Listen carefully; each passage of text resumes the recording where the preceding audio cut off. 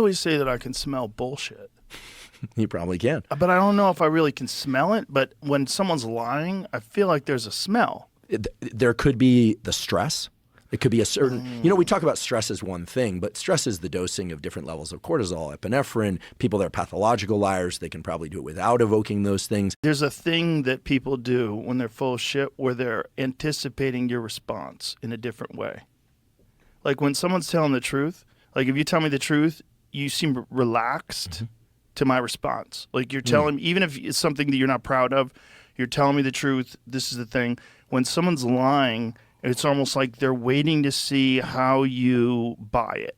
So that it's like their defenses are up. They counterpunch quick. They're selling it. They say it, and they're like, does he buy it? Like you feel the does he buy it? And like, ooh, you're full of shit. Oh, interesting. You know what I'm saying? Let me think about this. So you are able to sense their anticipation of your response. It's like they've got queued up some evaluating whether you're going yes, no, or maybe. Yeah, but it's not reliable. Like I just to be completely honest, I've been bullshitted before, but I think I'm better at it than most, and I think maybe that's because I've had more conversations with people than most people have.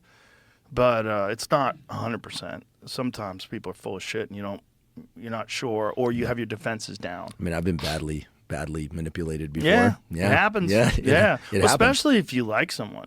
That's part of the problem. You don't want them to be full of shit. Yeah, and some of the best manipulators, certainly in my experience, are people that have really figured out the combination lock of the things that that I have felt deprived of, and they come in and and those tend to be unique things, like that you can't get out anywhere. Yeah, I mean, I think that I'm listening to a really good book that a really smart person suggested to me.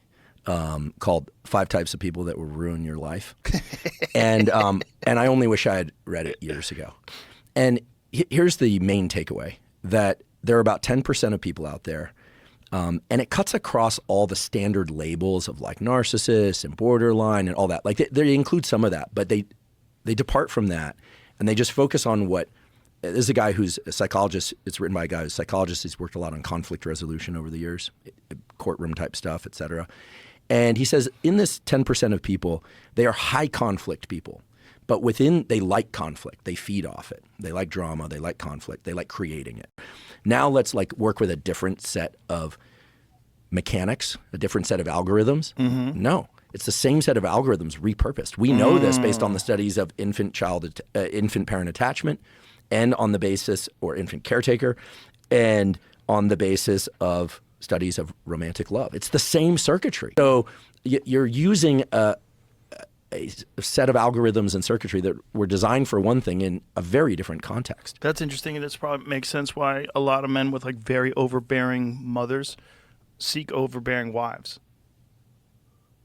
Yeah. Yeah, I've learned so much recently about just how it is that we can lose our vision of other people.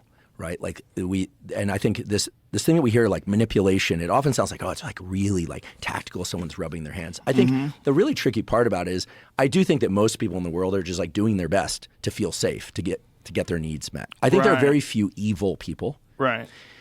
But in this sort of pattern of repurposing childhood attachment patterns, and then people bringing that forward into their adult attachment patterns, I think what ends up happening is that people, quote unquote, trying to get their needs met, oftentimes the worst ones, sometimes it's called trauma bonding, but they kind of go lock and key. Or somebody identifies somebody that's really healthy